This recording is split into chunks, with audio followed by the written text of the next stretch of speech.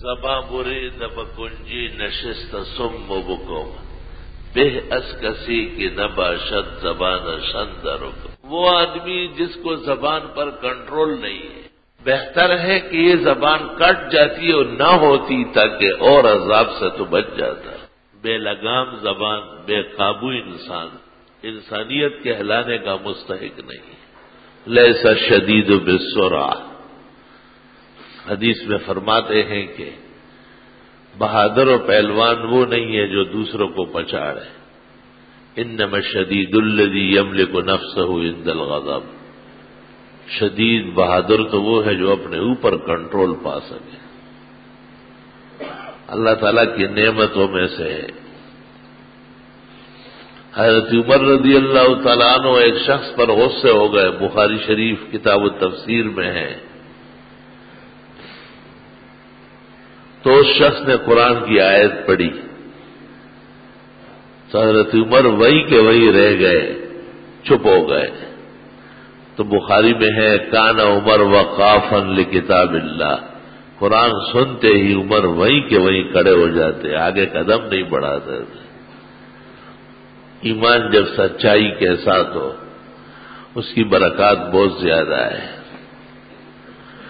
اور ایمان جب دوگلا پن میں ہو اور جال سازی کے ساتھ ہو تو اس کا فائدہ کسی کو بھی نہیں ہوتا. وہ بے جان ہوتا ہے، مردے سے کچھ فائدہ نہیں، فائدہ تو جاندار سے ہوتا ہے.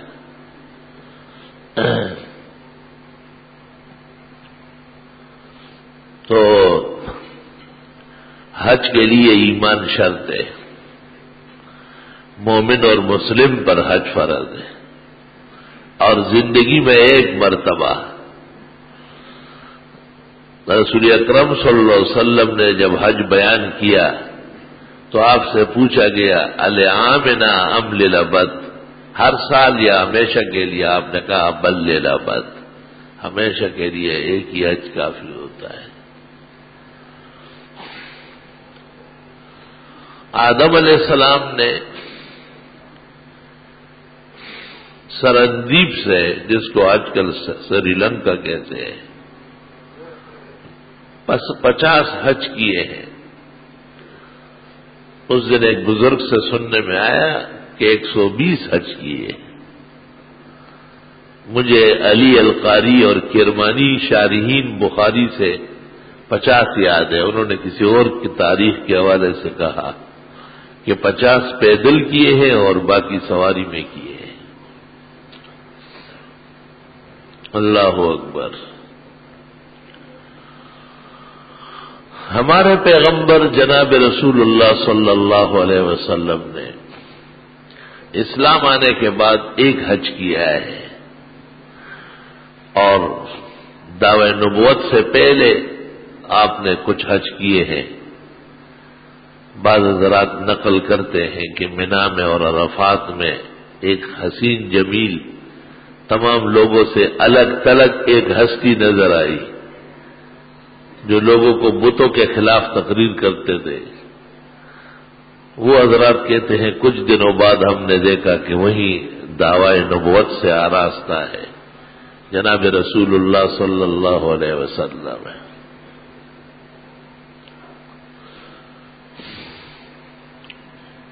حاجی کچھ جا چکے ہیں اور کچھ جانے والے ہیں.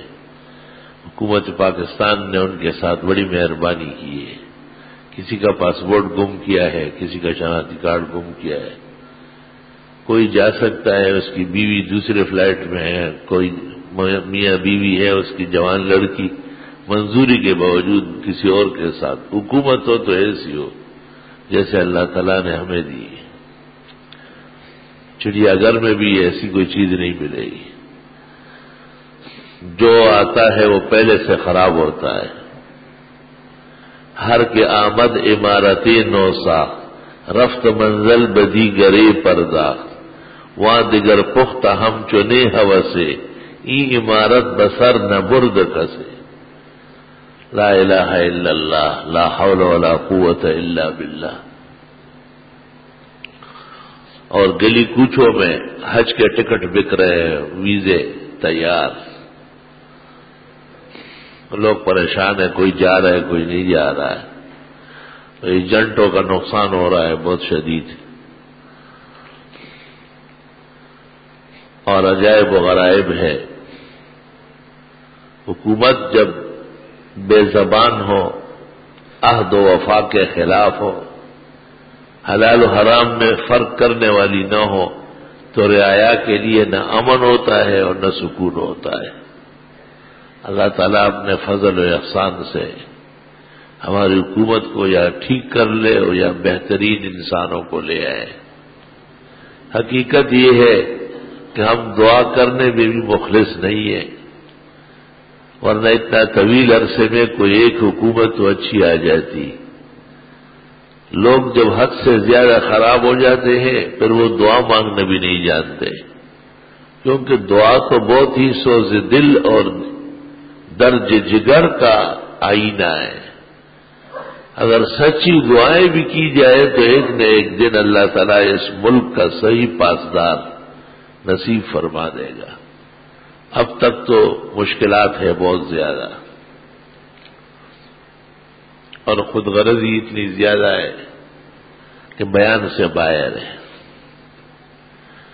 اور ہر بری حکومت کے آشنا اور ساتھی ہوتے ہیں اور وہ ان کو سراہتے ہیں، اور یہ بھی نہیں جانتے لوگ کہ اچھی اور بری کا معیار کیا ہے۔ عقل اتنی معوف ہو گئی اور لوگوں کو معاشی مسائل میں اس طرح الجھا دیا گیا، قسم قسم کی پریشانیاں ان کے اوپر ڈھائی گئی۔ ہر شخص اپنے فیلڈ میں اور اپنے میدان میں نئے نئے غم کا غمگین ہے اور مغموم ہے۔ اللہ تعالیٰ اپنا فضل و احسان شامل حال فرما دے۔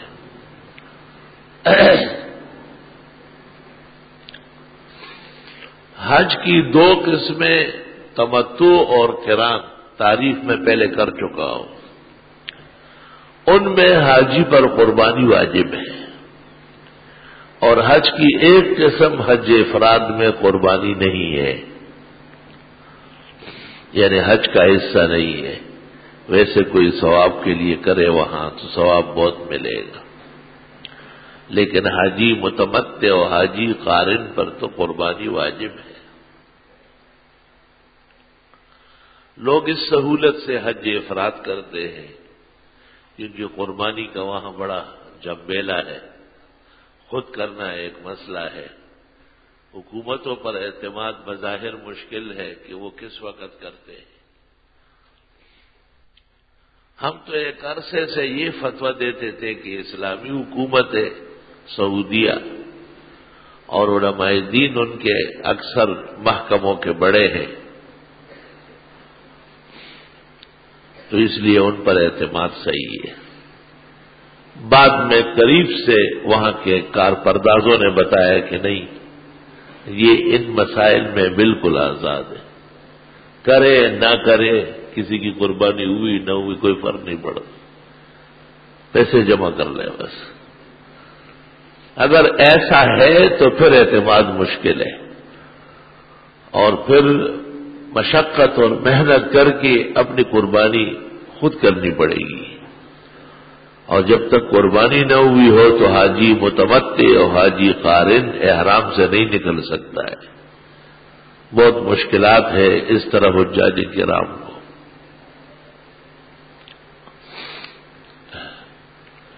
ختم المرسلین صلی اللہ علیہ وسلم سے جب پوچھا گیا کہ من الحاج، حاجی کیسے ہوتا ہے، تو آپ نے کہا نا الاشعث والاغبر، پریشان بکرے بال، اور یا شکیدان غری پگاڑ نشی، سووا نخلی اور دیار پس زال زولے، سووا نخلی دیار پس زال زولے۔ حج تو ایسا آسان کام نہیں ہے کہ آدمی ہوٹلوں میں بیٹھے اور ٹھنڈے آئس کریم کھائے اور بریانی اور قورمے دبائے اور یہ حاجی صاحب آئے ہوا ہے مزاجی۔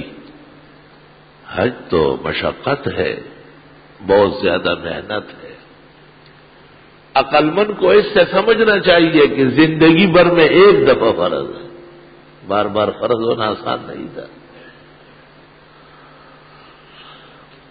علماء لکھتے ہیں جب طاقت ہے جسمانی اور مالی اور توفیق مل رہی ہے تو جایا کرو، جب دل میں شوق و محبت ہے، کیونکہ ایسا وقت آ جائے گا کہ پھر آپ چاہیں گے لیکن نہیں جا سکے، اجازت دے دیں۔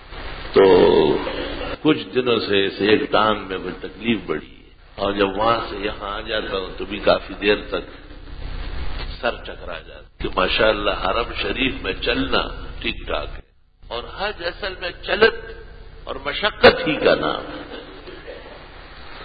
تو آدمی سفر کر کے جائے اور پھر دوسرے کے کندھے پر سوار ہو۔ غیرتی طبیعت یہ برداشت نہیں کرتی۔ میں نے کہا اب تو صحت اجازت نہیں دیتی، انما الاعمال بالنیات، آپ کو اچھے ارادے سے اللہ تعالیٰ اجر دے گا۔ اللہ تعالیٰ کے فضل و کرم سے میں نے کہا آپ کو 3 آدمیوں کے حج کا فوری ثواب مل گیا۔ بعض لوگ اس مرض میں بھی مبتلا ہے، نہ چل سکتے نہ پھر سکتے، اور کرسیوں پر بیٹھے ہوتے ہیں اور معذور ہوتے ہیں، معوف مفلوج، اور لوگ ان کو اٹھائے ہوتے ہیں اور وہ خوش ہوتے ہیں کہ جی میں حج کر رہا ہوں، عمرہ کر رہا ہوں۔ یہ نہیں ہے اس طرح، یہ نفلی عبادات ہے اور یہ استطاعت پر ہے۔ فرض تو ٹھیک ہے، اگر فرض ادا نہیں ہوا ہے، بیٹا کرا دے، عزیز شاگرد کرا دے، نوافل کے لیے یہ مناسب نہیں ہے۔ اچھے دنوں کا اور اچھے استطاعت کا انتظار کیا جائے۔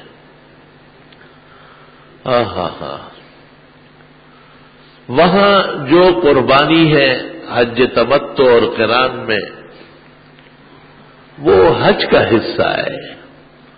مال کی توفیق کی وجہ سے وطن میں جو قربانی ہے ہر مومن پر، وہ اپنی جگہ رہے گی۔ اسے اختیار ہے کہ ایک قربانی وہاں اضافی کر لے، یا اپنے عزیز و اقارب کو کہے کہ میں نہیں ہوں گا، میری طرف سے ایک بکرا یا ایک گائے یا ایک اونٹ یا ایک حصہ ان میں کر لے۔ قربانی واجب ہے۔ قربانی توفیق کے مسلمان پر، جس کو اللہ تعالیٰ نے مالی توفیق عطا فرمائی ہو، جس کے پاس 52.5 تولے چاندی یا 7.5 تولے سونا یا 52.5 تولے چاندی کے برابر نقدی یا سامان یا گھریلو چیزیں ضرورت سے زیادہ موجود ہو، اس پر قربانی واجب ہے۔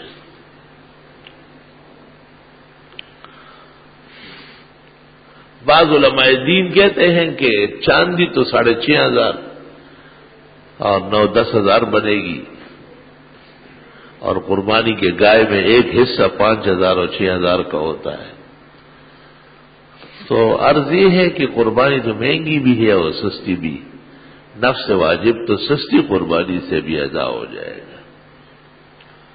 شریعت نے تو یہ نہیں کہا ہے کہ آپ بہت مہنگی اور اپنی توفیق سے باہر ہو کر قربانی کریں۔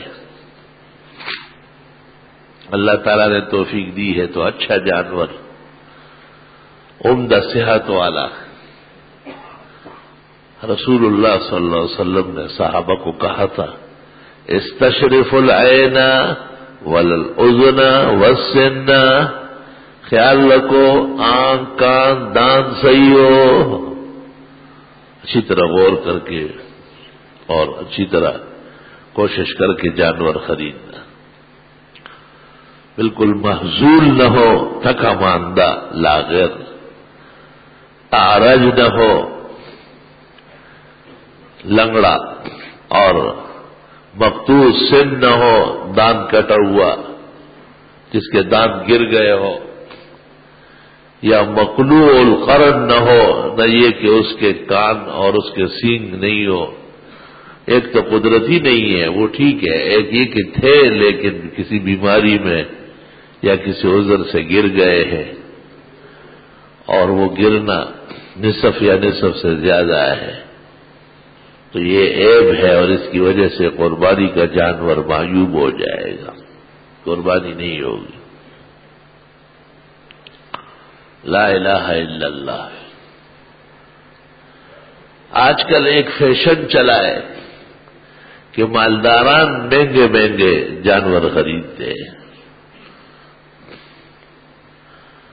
رات کو درس میں میں نے کہا کہ 40 لاکھ اور 35 لاکھ کی جوڑی خریدتے ہیں،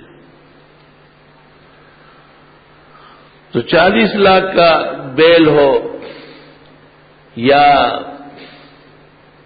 15-20 ہزار کا ہو، قربانی تو اس کی ساتھ ہی ہے۔ 8 قربانیاں مہنگے جانور کے نہیں ہوں گے، ساتھ ہی ہوں گے۔ اگر ایک بچیا 2.5 اور 3 من کی ہے، عمر کو پہنچ چکی ہے، 2 سالہ ہے، تو 7 قربانیاں اس میں ہو جائیں گے۔ اور اگر اس بچیا کا وزن 14 اور 15 من ہو، بہت تکڑی ہو، بڑی خوبصورت ہو، تو بھی قربانی ہے ساتھ ہے۔ اگر آپ اس خیال سے کہ بھئی ہمارے ساتھی نے تو 20,000 اور 25,000 کی خریدی اور میں نے 1 لاکھ کی خریدی ہے، اس لیے اس میں 8 قربانیاں کروں گا یا 9، تو نہیں ہو سکے گی۔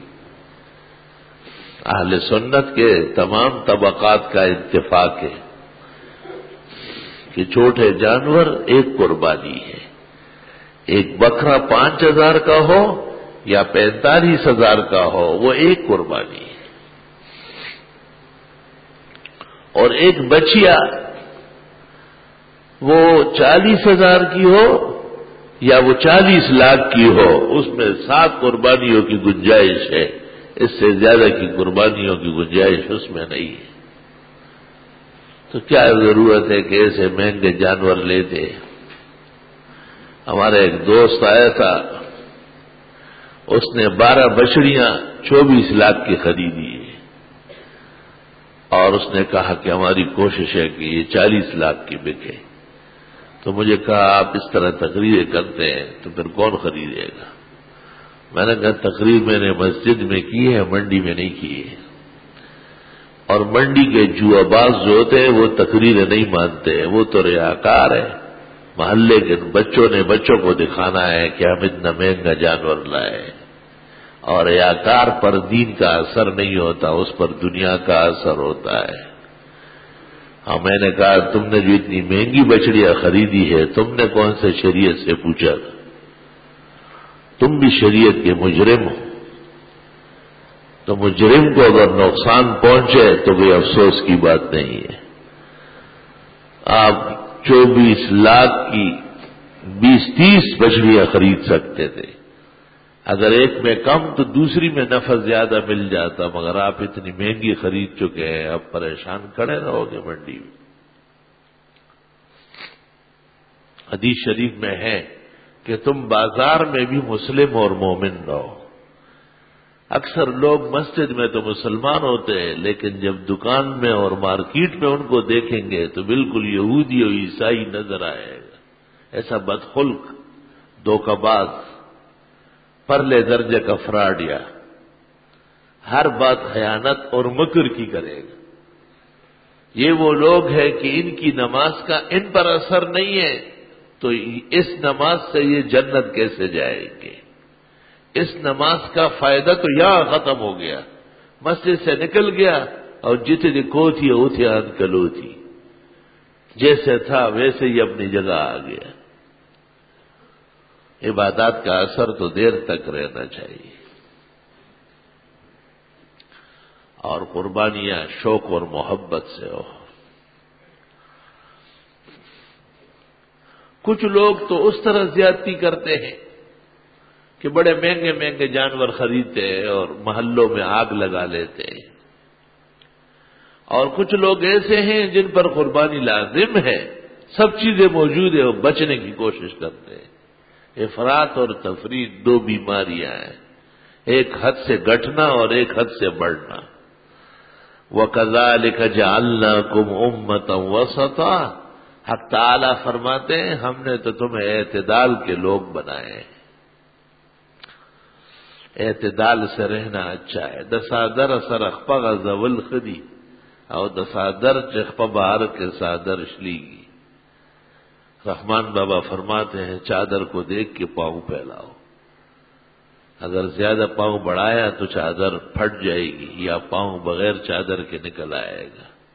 نہ دسادر سرخ پغ زول خدی او د صادر چخ بہار کے صادر شلی. اللہ تعالیٰ امت کے حال پر احسان فرمائے. ہر جگہ علم کی کمی ہے اور علم پر عمل کی کمی ہے، اسی سے مسلمانوں کو نقصانات پہنچتے ہیں. یہ قاعدہ ہے کہ بچڑا 2 سال کا ہو یا بچڑی،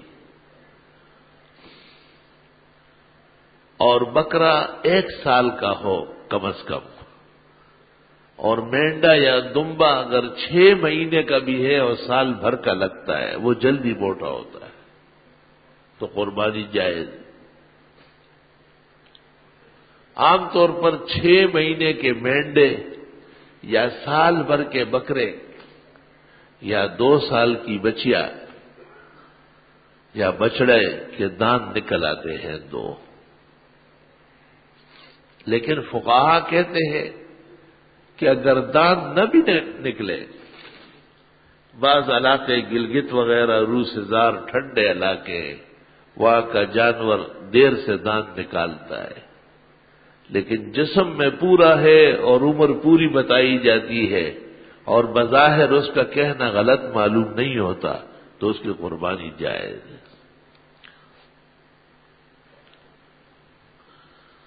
بعض لوگ جو ایک مسئلہ سن چکے ہیں کہ 2 دانت کا ہو، وہ منڈیوں میں بکروں کے دانت دیکھتے، حالانکہ پورا بکرا ہے، نظر آ رہا ہے خوبصورت، اور مالک اس کا بتاتا ہے کہ یہ 2 دانت کا ہے، بس ٹھیک ہے. وہ کہتے ہیں کھول دو، منہ کھولو دکھاؤ، وہ منہ کھول کے دکھا دیتے ہیں. تو میرے ساتھ یہاں کا ایک شخص تھا چند سال پہلے. میں نے اس کو کہا کہ آپ جانتے ہیں کہ 2 دانت کا کیا مطلب ہے؟ اس نے کہا ہاں یہ 2 دانت. میں نے کہا، میں نے تاجر سے پوچھا کہ اس کے 2 دانت کہاں گئے؟ اس نے کہا وہ میں نے کٹوا دیے. کیوں؟ کہ بس یہ لوگ تو یہ دیکھتے ہیں کہ 2 دانت نہ ہو، جن کو یہ پتہ نہیں چلتا ہے کہ یہ عمر کی وجہ سے بہ گئے اور نکلنے والے ہیں. تو اس نے کہا منڈی میں جتنے بکرے آپ دیکھتے ہیں جس کے 2 دانت، وہ ہم نے لوہار سے کٹوائے، ڈاکٹر سے بھی نہیں، لوہار انہیں اکھیڑ دیتا ہے. نہ تجربہ کاری لوگوں کی کہ بس ایک بات سن چکے کہ 2 دانت، بھائی 2 دانت دیکھنا ضروری نہیں ہے. اور پھر آپ یہ بھی دیکھیں اس کا پورا منہ دودھ والے دانتوں سے بھرا ہوا ہے، درمیان میں 2 دانت اس نے اکھیڑے ہوئے ہیں، وہی دودھ والے 2 دانت. ابھی اس کی عمر نہیں ہے، سال بھر کا یقیناً نہیں، غلط کہتا ہے، لیکن آگے خریدار نا تجربہ کار ہے.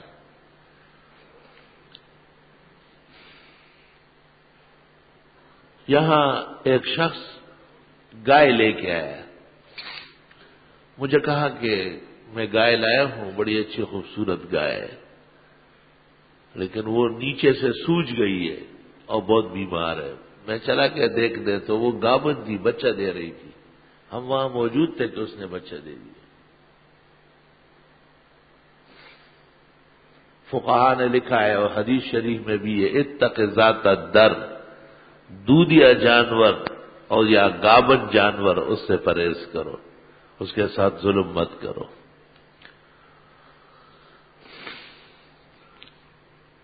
ایک تو ایسا دودھیا ہے کہ دودھ کی مدت پوری ہو گئی، بس اب سوکھ رہی ہے، چند دنوں کا دودھ باقی ہے.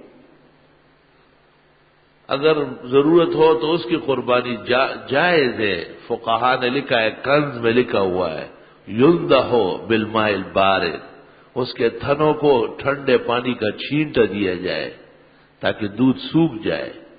ٹھنڈ کی وجہ سے جب جانور کی کمر ٹھنڈی ہو جاتی ہے دودھ کھنچ جاتا ہے،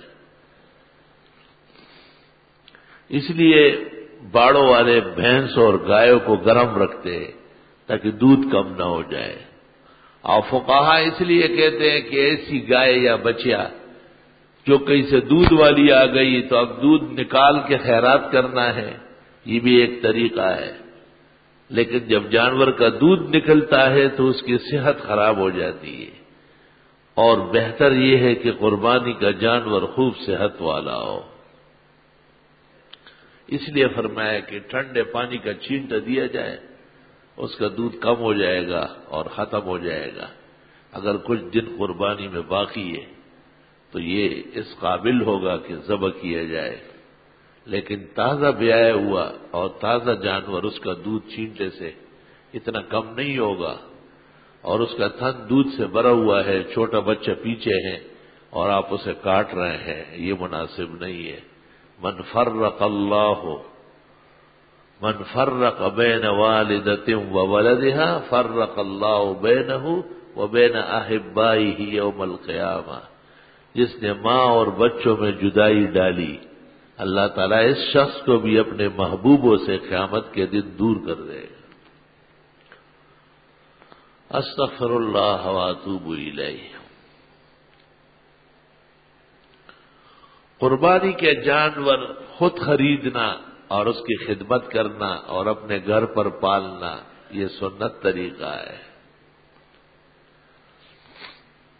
شریعت یہ چاہتی ہے کہ اس سے کچھ محبت ہو جائے۔ یہ جانور گھروں میں پلتے ہیں، چھوٹے چھوٹے بچے ان سے محبت کرتے ہیں، پھر جب وہ جانور کٹتے ہیں تو وہ بڑے روتے ہیں، تو یہی تو ثواب ہے، کیونکہ یہ ایک محبوب پیغمبر کے محبوب بیٹے ابراہیم علیہ السلام کے بیٹے اسماعیل علیہ السلام کی قربانی کے بدلے میں سنت مشروع ہوئی ہے۔ قربانی یہ محبتوں کی ہوتی ہے، یہ تو خدا کا احسان ہے کہ ہماری جان معاف فرمائی اور مال قبول کر لیا، ورنہ یہ بھی ہو سکتا تھا کہ اولاد میں سے ایک اولاد ان دنوں میں قربان کر دیا جائے،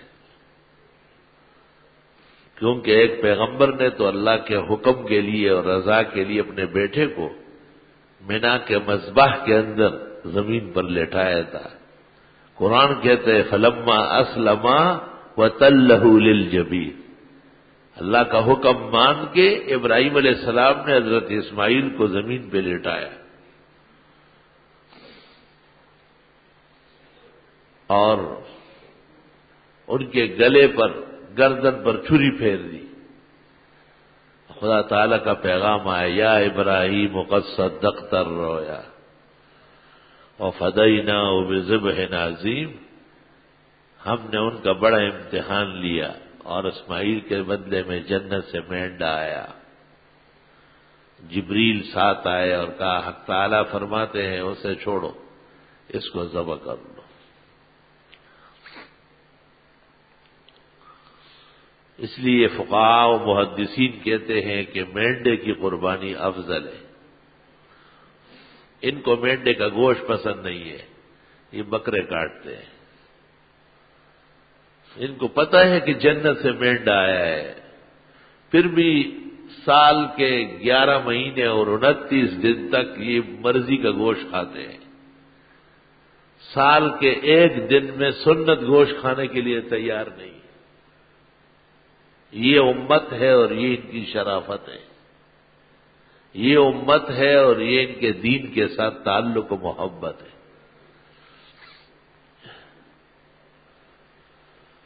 بھئی بکرے بھی کاٹو لیکن مینڈا ایک تو کہیں سنت کے مطابق دکھاؤ۔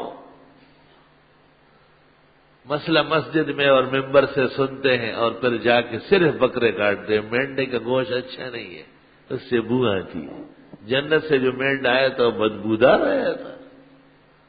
اللہ تعالیٰ کے پاس بکرے نہیں تھے جو مینڈا بیچ رہا تھا۔ حق تعالیٰ کے ہاں مینڈا افضل ہے بکرے سے، گائے سے، بھینس اور اونٹ سے، سب چیزوں سے۔ اچھی طرح کان کھولو اور ادائے سنت کے لیے مینڈے کا ہونا بہت افضل اور بہتر ہے، اور اس پر اجماع ہے امت محمدیہ کا۔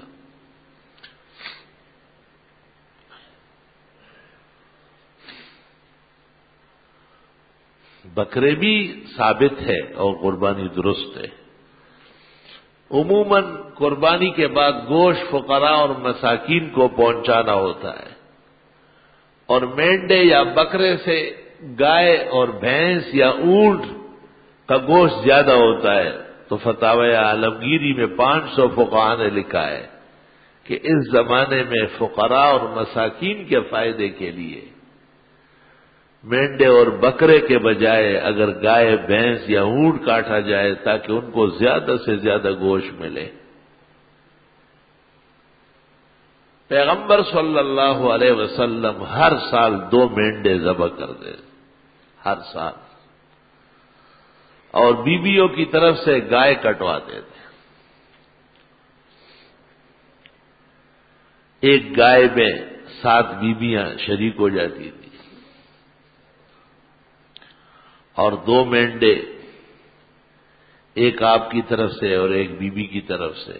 کبھی ان کی طرف سے بھی مینڈے اور 2 مینڈے آپ نے خریدے، اور جب ایک ذبح کیا فرمایا اللہم ھذا من محمد، یا اللہ ہماری طرف سے، اور جب دوسرے کو کاٹنے لگے فرمایا اللہم ھذا من فقراء امتی، یا اللہ امت کے جن غریب مسکینوں نے اس دن میں قربانی نہیں کی ہے ان کی طرف سے میں قربانی کر کے دیتا ہوں۔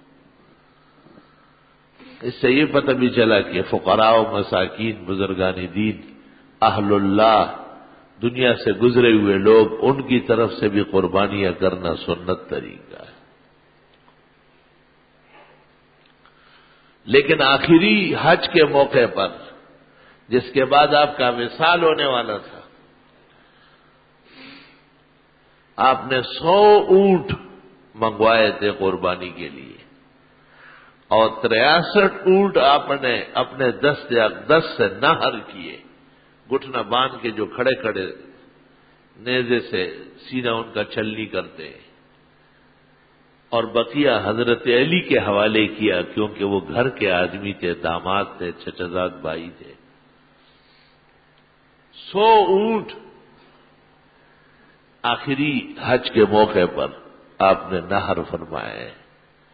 زیادہ سے زیادہ قربانیاں کرنا یہ افضل سنت ہے۔ اللہ تعالیٰ مسلمانوں کا حج اور قربانی قبول فرمائے۔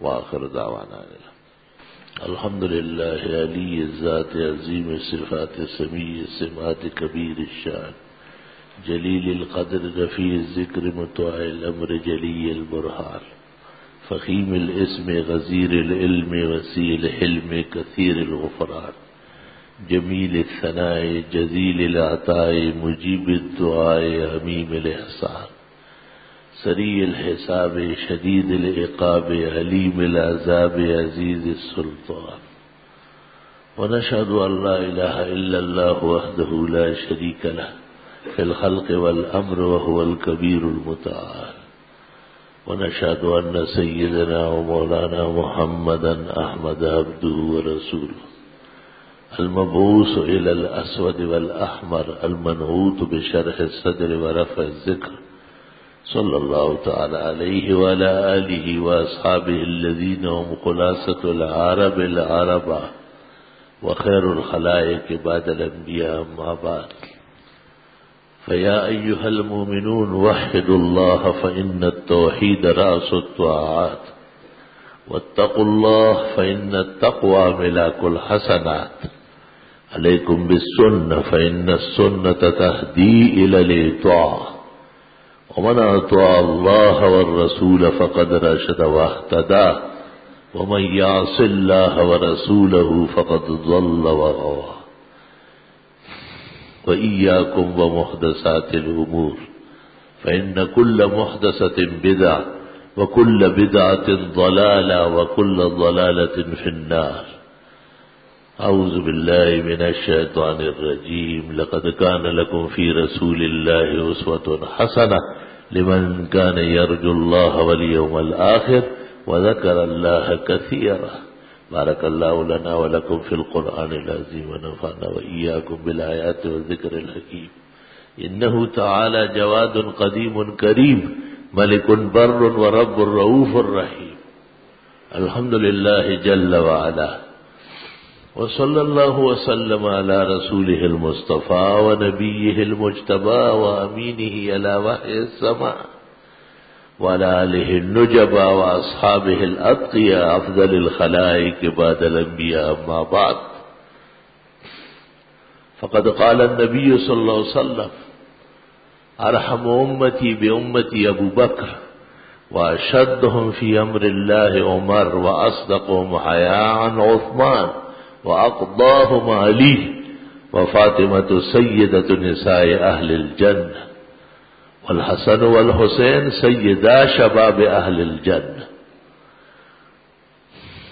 وفضل عائشة على النساء كفضل الثريد على سائر الطعام وخير نساء بني إسرائيل مريم وخير نساء هذه الأمة خديجة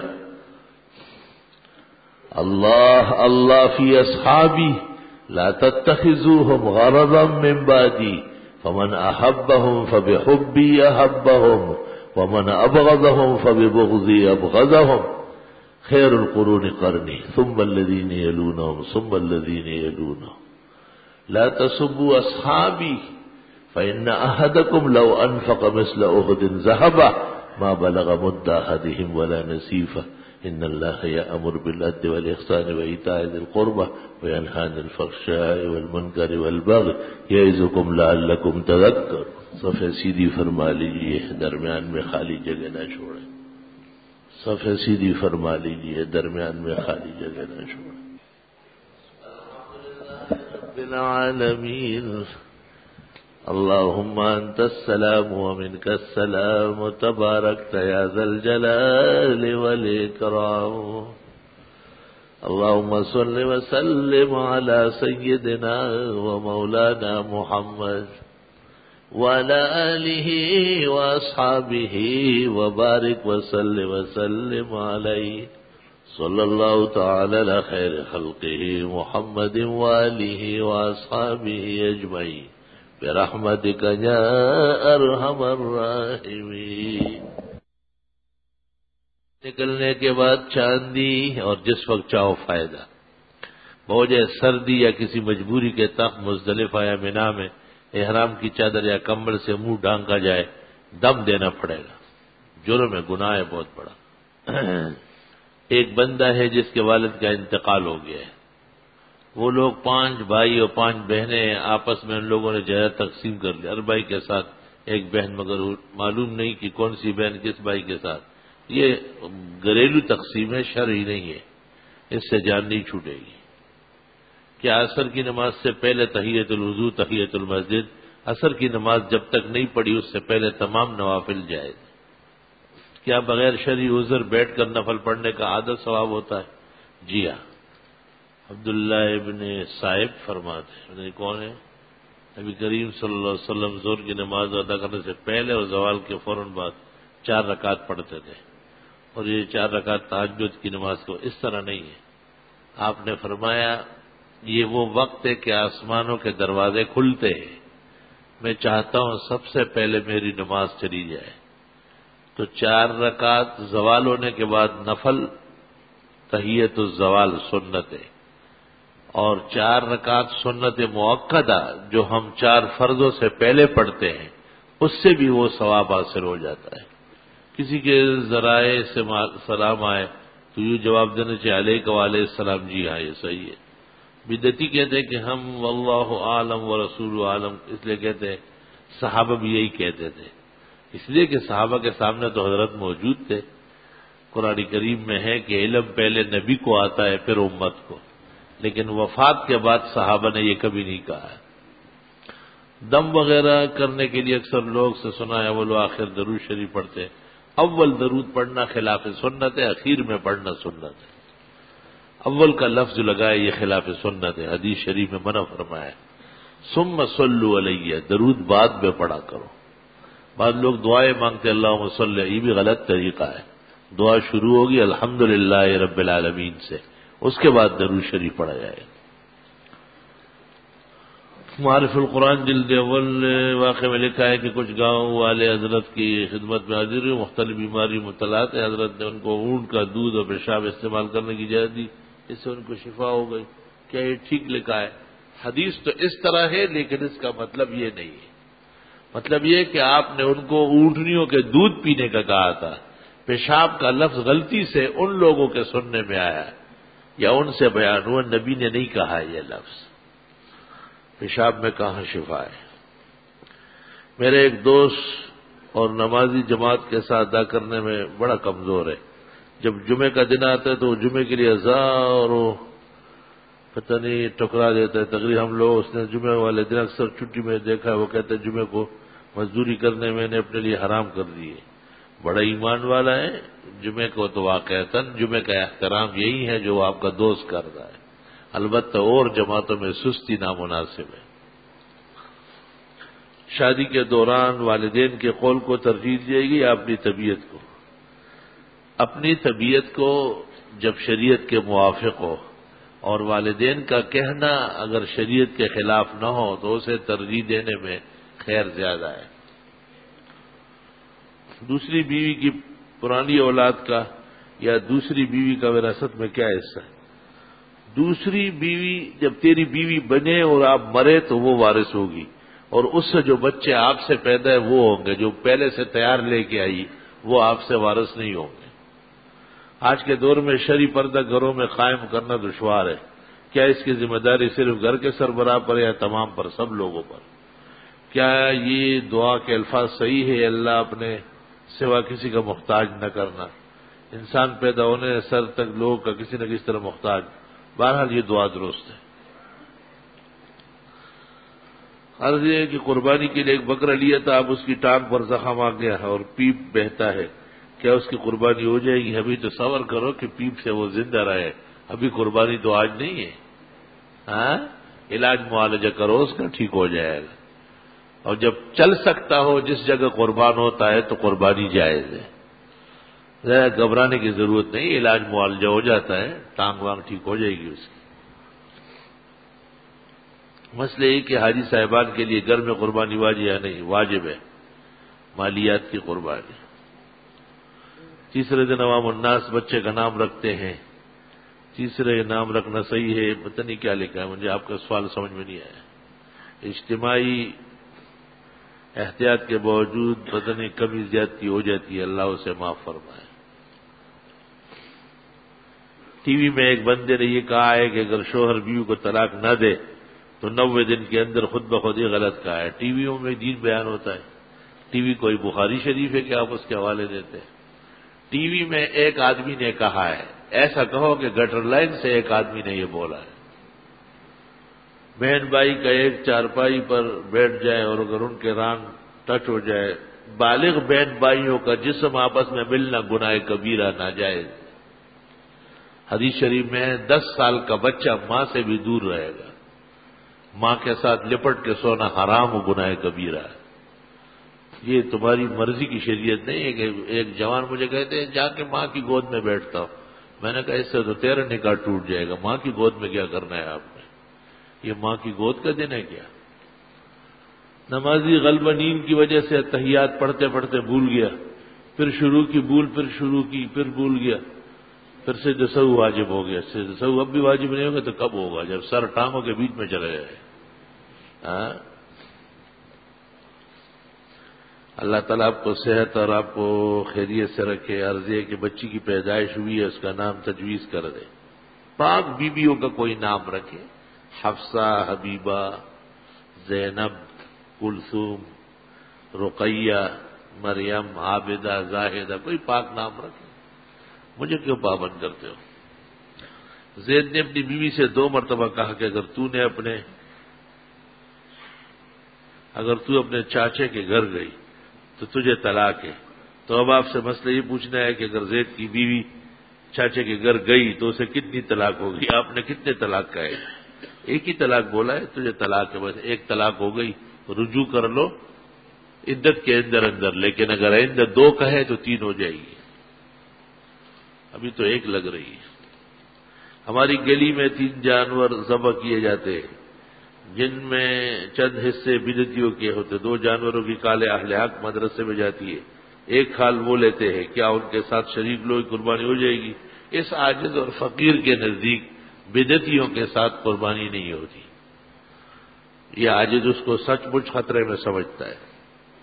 جہاں تک ہو سکتا ہے ایک ایسا شخص جو نبی کی بشریت کا قائل نہیں، یا نبی کو غیب دان سمجھتا ہے، یا ولیوں کو حاجت روا، اسلام کی روشنی میں یہ فقیر و عاجز ان کو غیر مسلم سمجھتا ہے، اس لیے ان کے ساتھ قربانی اور رشتہ سب حرام ناجائز ہے۔ مغرب کی نماز میں امام بلا آواز قرات کر چکے، مقتدی نے لقمہ دیا تو امام نے دوبارہ سورہ فاتحہ پڑھی، کیا یہ سجدہ سہو واجب ہوگا؟ اگر امام کو سجدہ سہو کرنا چاہیے، نہیں کیا تب بھی نماز ہو گئی۔ جب موسیٰ علیہ السلام مدین گئے تو جس شخص کے ساتھ ملے وہ شعیب تھے یا کوئی اور بزرگ؟ حضرت شعیب علیہ السلام۔ درست بات یہ ہے، حفظ الرحمان سے ہاروی کا شبہ پیدا کرنا غلط ہے۔ جب آدمی اپنی ماں یا رشتہ دار کی طرف حج ادا کرتا ہو تو نفلی حج پر قربانی ہے۔ حج جب شروع ہو جائے گا یہ دیکھا جائے گا کہ تمتع ہے یا قران، قربانی لازم ہے۔ حج شروع ہونے کے بعد فرض حج اور نفل برابر ہے۔ بعض لوگ کہتے ہیں کہ اللہ تعالیٰ نے مجھے سلوک کی نبوت دی ہے اور سلوک کی ولایت کی ضرورت نہیں ہے، سلوک کی نبوت کا اس زمانے میں ہونا کیسا ہے؟ مطلب یہ کہ انبیاء علیہ السلام اور ختم المرسلین کی سنتیں مجھے یاد ہے اور اس پر چل رہا ہوں۔ سلوک کی نبوت کے معنی ہیں پیغمبرانہ رہنمائی حاصل ہے، ٹھیک بات ہے۔ آپ کی خدمت میں عرض ہے کہ اس مسئلے کی وضاحت فرمائیں کہ بعض لوگ دمبے کی کھال کو نکال کہتے ہیں اور بعض لوگ اس کھال کے ساتھ اس کو جلا دیتے ہیں، پھر جب اس کے بال جل جاتے ہیں تو پھر پکاتے ہیں، یہ بہت عمدہ طریقہ ہے۔ آپ کو کیا تکلیف پہنچ گئی؟ ہاں صحیح ہے، قربانی کیا مطلب زندہ دمبا تھوڑی کر دیں۔ دمبا ذبح ہونے کے بعد، قربان کرنے کے بعد افغانی دم پخت بناتے ہیں چمڑے سمیت، اور وہ بہت اعلیٰ ہے، بہترین ہے۔ یہ کوئی ضروری نہیں ہے کہ چمڑا نہ کھایا جائے، چمڑا کھانے کا قابل ہے۔ گھروں کے اندر جو بہت شوق کی دعوت ہوتی ہے، دیسی مرغی چمڑے سمیت بناتے ہیں، تب تو وہ مرغی کہلاتی ہے، ورنہ اس مرغی سے تو بازاری ٹھیاں بن جاتی ہے۔ عرض یہ ہے کہ حضرت صلی اللہ علیہ وسلم خود کسی کلمے کو پڑھتے تھے؟ باقاعدہ عبداللہ ابن مسعود کہتے ہیں کہ میں حضرت کے ساتھ نماز میں کھڑا تھا، حضرت نے بھی پڑھا اشہد ان لا الہ الا اللہ واشہد ان محمدا عبدہ ورسولہ۔ ایک آدمی دوسرے آدمی کو جھوٹ بول کر کچھ پیسے وصول کیے جبکہ پہلے آدمی کو معلوم بھی نہ ہو، ابھی یہ آدمی اس کو پیسے واپس کرنا چاہ رہا ہے، اگر اس آدمی کو بتا دے تو فتنے کا اندیشہ ہے، یہ ویسے کسی بہانے اس تک پہنچا دے۔ بری بات کا اظہار ضروری نہیں ہے۔ بندے کو حضرت اقدس شیخ سلیم اللہ خان صاحب کی ملاقات خواب میں نصیب ہوئی۔ حضرت نے مجھ سے دریافت فرمایا کہ کس طلباء کی اتنی بڑی جمگٹا ہے، ان کے داخلے کیسے دیے جائے؟ میں نے حضرت سے متعجب ہو کر فرمایا کہ حضرت آپ تو بڑے شیخ ہیں، آپ کو یہ کیسے امتحان دے سکتے؟ اسی دوران حضرت مسکرائے اور میں نے حضرت کی پیشانی مبارک پر بوسہ دی۔ جاؤ آج عصر کے بعد وہاں سلیم اللہ خان صاحب کو گھیر لو اور اس کی پیشانی چوم لو۔ بزرگ ہستی ہے، مقدس انسان ہے، استاد العلماء ہے، کل پاکستان کے علماء اور اولیاء کے سرخیل ہے، حق پہ ڈٹا ہوا ہے، امت کو بینکاری کے فتنے سے نکالنے میں اس زمانے اور اس صدی کا امام ہے۔ اللہ ان کی عمر میں اور فیض میں برکت دے، انہیں اور ہم سب کو اللہ شر اور فتنے سے بچائے۔ کہتے ہیں ماں کے پیروں تلے جنت ہے، اور جس عورت کی اولاد نہیں ہوتی وہ اگر اس بات کا احساس کرے، اس بارے میں آپ کیا کہتے ہیں؟ یہ عجیب بات ہے، اولاد نہیں ہے تو اس سے کیا فرق پڑ گیا؟ کیا واقعی اس کی ٹانگوں کے نیچے زمین کھودنی ہے کیا؟ یہ تو محاورہ ہے کہ اگر والدین کے ساتھ تواضع و عاجزی کرو گے تو اللہ جنت دے گا۔ صرف یہ ایک حدیث کافی نہیں ہے، اس کے ساتھ وہ حدیث بھی پڑھا کرو کہ باپ کی رضا خدا کی رضا ہے اور باپ کی ناراضگی خدا کی ناراضگی ہے، کیونکہ باپ ماں سے مقام میں بلند ہے۔ محبت اور شفقت میں ماں مقدم ہے اور عظمت اور بڑائی میں باپ مقدم ہے۔ ایصال ثواب کا بہترین طریقہ کیا ہے؟ اللہ تعالیٰ کے نام پر خیر خیرات کیا جائے، پیسے خرچ کر کے، اور فقراء مساکین کو کھلایا جائے، اور پھر دعا کی جائے کہ یا اللہ اس کا ثواب میرے مردوں کو پہنچ جائے۔ مینا عرفات مزدلفہ میں قصر نماز پڑھیں گے. جب مکہ مکرمہ میں 15 دن پورے نہ ہوئے ہو اور اس درمیان میں باہر نکلے تو یہ مسافر ہوگا. اور اگر مکہ مکرمہ میں 15 دن مکمل ہو چکے ہیں تو مینا مزدلفہ اور عرفات 6 میل کے اندر اندر ہے. وہ مضافات مکہ ہے، لہذا اس میں آدمی بدستور مسافر رہے گا. جہاز میں نماز کیسے پڑھی جائے؟ کھڑے ہو کر سیٹوں کے درمیان میں خالی جگہ میں، جو آگے پائلٹ کی طرف جگہ ہے وہاں. ان سے پوچھو نہیں، وہ ڈر جاتے ہیں. فوراً رومال بچھاؤ اور لاؤ پر پوچھو گے تو وہ قیامت آ جاتی ہے. اپنے مسلمان جہازوں میں، مسلمان ملکوں میں تو وہ خوش ہوتے ہیں، لیکن بعض جہاز بعض ملکوں کے سفر میں شاید دقت آتی ہے. احرام کی حالت میں خوشبودار مسواک استعمال کرنا منع ہے. ان اللہ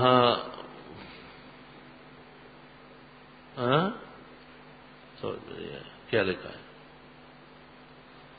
اللہ تعالیٰ آپ کی عمر میں برکت دے. غیر مقلدین اور غیر لوگوں کی کتب اپنے مکتوب میں رکھنا اور فروخت کرنا کیسا ہے؟ مناسب نہیں ہے. پنج پیر کے پیچھے نماز جائز ہے، درست ہے. اگر کوئی نماز عشاء کے بعد وتر پڑھ لے اور صبح صادق سے پہلے وقت ہو تو تہجد پڑھ سکتے، ہرگز نہیں. جو شخص رات کو وتر پڑھ چکا ہے صبح صادق تک کوئی نفل نماز نہیں پڑھ سکتا. پڑھے گا تو نبی کی مخالفت کرے گا، گناہ پائے گا اور یقیناً سنت کی خلاف ورزی ہوگی. کیا کوئی شخص اپنے واجب قربانی کے بعد ایک قربانی اور کر لے، 10 کر لے، کیا فرق پڑے گا؟ اگر کوئی شخص پورے بدن دھو لے، کپڑا بھی پہن لیا، اب اس کو معلوم ہے کہ مضمد استنشاق نہیں کیا اور اب یہ فوراً مضمد استنشاق کرے تو کیا غسل ہو گیا یا دوبارہ نہانا ہوگا؟ سوال یہ ہے کہ اگر یہ سنت غسل ہے تو درست ہے، اور اگر یہ فرض غسل تھا تو بغیر مضمضے اور استنشاق کے غسل نہیں ہوتا. جسم سوکھنے سے پہلے پہلے اگر استنشاق اور مضمضہ کیا تو فرض ادا ہوا، ورنہ دوبارہ نہانا ہوگا. قرآن کو کھولنے یا بند کرنے سے پہلے چومنا درست ثابت ہے حضرت عمر سے. کھانے کے دوران پانی کب پینا چاہیے؟ جب جی چاہے. جمعے کے دن 100 مرتبہ درود پاک پڑھنے والے کو 100 حاجتیں پوری ہوتی، دنیا اور 70 آخرت کی.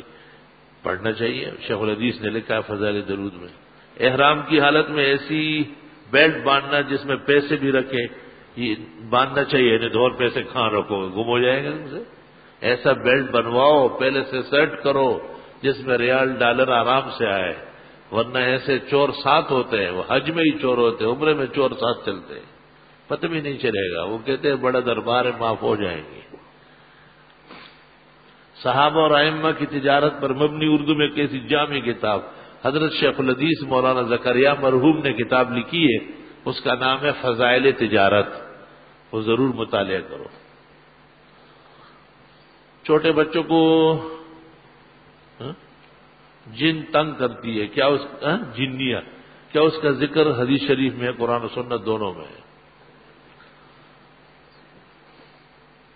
مسئلہ یہ کہ خواتین کو بالوں کی 2 مینڈیاں بنانے چاہیے یا ایک؟ بہت ساری مینڈیاں بن سکتی. مینڈیاں تو چھوٹی چھوٹی ہوتی ہے، زوائب جسے کہتے ہیں، اور پورے بالوں کی ایک لڑی بھی ہو سکتی ہے، 2 اور 3 بھی، اور چھوٹی چھوٹی بہت ساری بھی بن سکتی، اس میں کوئی پابندی نہیں ہے. فاتحہ کی آیتوں کو مکمل پڑھ کر نہ اخیر میں علیحدہ پڑھنا چاہیے. آیت الکرسی پڑھنے سے پہلے اعوذ باللہ بسم اللہ پڑھنا چاہیے. آیت الکرسی پڑھ کر دم کرنا حفاظت کے لیے بہت مناسب. آیت الکرسی پڑھ کر دم کرنا ٹھیک ہے. سب کام تم نے کیا ہے، میرے ذمہ کیا باقی. اللہ تعالیٰ آپ کا سایہ تاج علم پر سلامت رکھے، آمین. اللہ حضرت والا کاروبار، بہترین روزگار کے دعا فرمائے. استغفار کی کثرت کرو. الحمدللہ رب العالمین. استغفرک اللہم و نسألک السلام والعافیہ. لا الہ الا اللہ وحدہ لا شریک لہ، لہ الملک و لہ الحمد وعلی کل شیء قدیر. ربنا آتنا فی الدنیا حسنہ وفی الآخرۃ حسنہ وقنا عذاب النار. صلی اللہ تعالی علیہ